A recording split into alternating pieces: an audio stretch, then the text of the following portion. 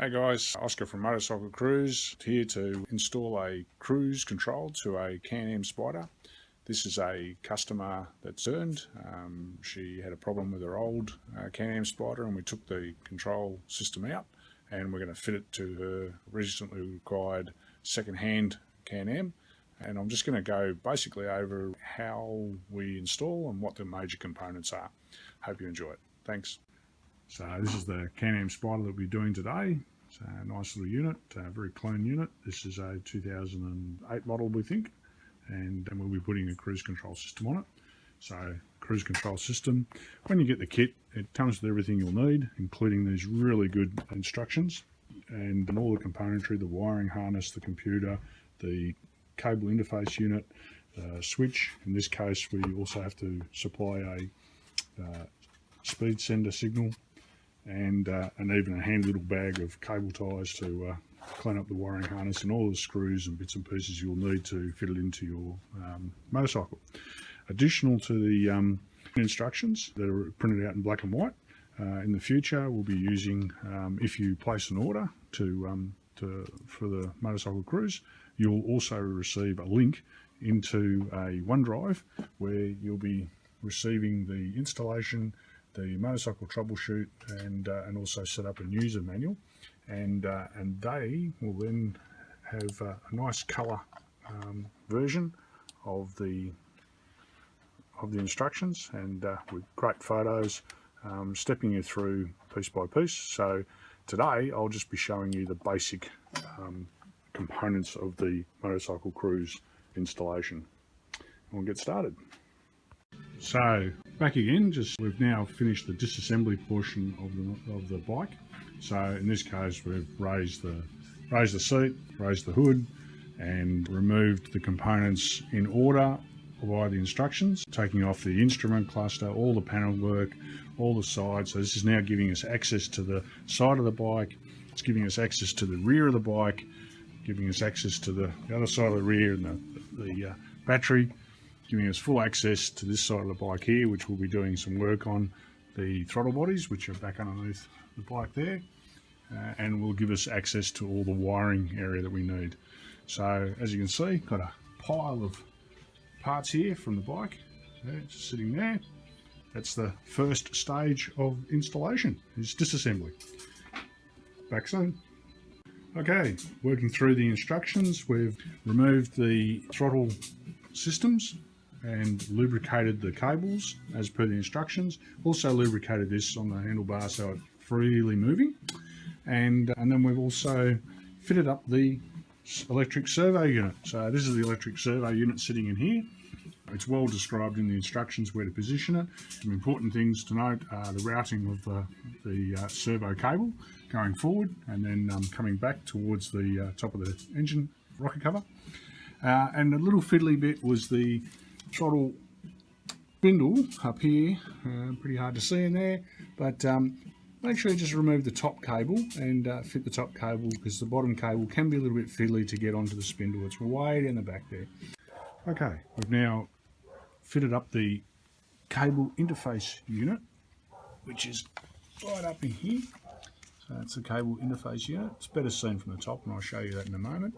We have a carburetor cable that's been fitted from the CIU into the carburetor top hole, and we have here the original throttle cable connected to the CIU, and out back, might be a bit difficult to see, we have the servo cable fitted around to the servo.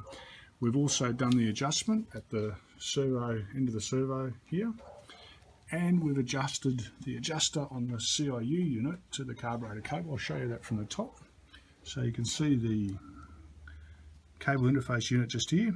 And this is the carburetor cable, this is the original throttle cable, and this is the servo cable running back to the servo. So we've done that adjustment, and we've done the servo adjustment, putting the pin back in, and we've also reassembled the hand grip and made the adjustment here to get 2 to 3 millimeters of movement on the throttle, and making sure that we can operate the throttle. An important note on the CanAm is, because we've made that original throttle cable a little bit longer by bringing that CIU, we want to make sure that we don't catch this cable in behind this plastic here. So just do a quick check later on before you do the assembly to make sure that when you turn the handlebars left and right, that doesn't get caught in here. So be a bit cautious of that. And the next step is the computer fitment and wiring in. So we've now approached the next stage, or the end of the next stage, and that is we've fitted the computer. Now, as I said, this actual bike's being fitted up with an old computer because they retrofitting the old system from their old bike onto this old bike. So the new computers are all plastic cased, but here we have the computer in place, and we have the wiring harness installed, routing over to the left hand side of the bike, and we have the switch wiring harness coming back up underneath the frame here and then up onto the handlebar. So you can see the mounting of the handlebar switch is in this position here, which is really good. Additionally, as part of the wiring of the harness, we have to make a connection to the clutch connector, which is here, and so we've patched this blue wire into the main, or actually into the clutch switch harness here. And then we've also had to make a tack signal patch over here. So this is the ignition coil down here, and we've got down here a patch in here going up to the yellow wire and the white connector, which is part of the harness that you'll receive. You can see here we've also made the connection to the servo. Haven't completely finished the cable tying yet at this stage, but that's the next step for the operation, and then it's basically setting the system up. So we also have an earth wire running down the side of the bike here to the earth, again still needs to be cable tied. And then we have two wires heading off over the other side of the bike here. So that's for the speed signal and the brake and power pickup for the computer. So that runs over to the other side of the bike. I'll just show you that quickly.